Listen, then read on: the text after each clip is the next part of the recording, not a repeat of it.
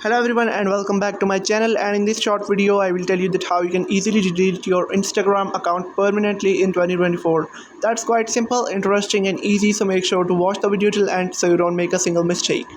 So guys, first of all, open up the Instagram app on your phone, and once you're on this page you will have to tap on your profile on the bottom right corner and then three lines on the top right corner to head over to the settings. Okay, I'll go back and refresh it, and then tap on the three lines on the top right corner to head over to the settings of your Instagram account.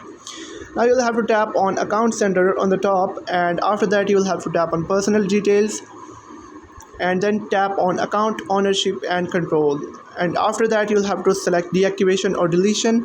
So if you have found the video helpful, make sure to like the video and hit that subscribe button. Now let's continue.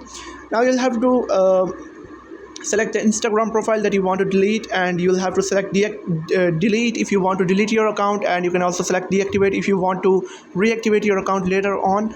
I want to delete it permanently, so I'm selecting delete and then hit continue.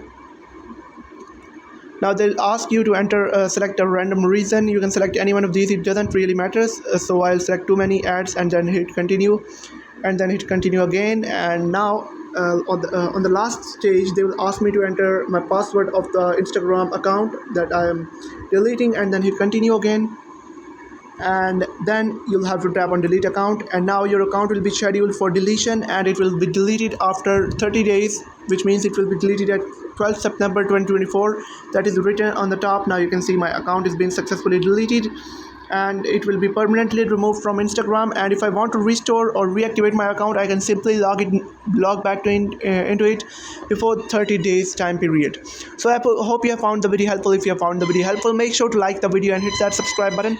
And if you have any questions about the video, let me know in the comment section.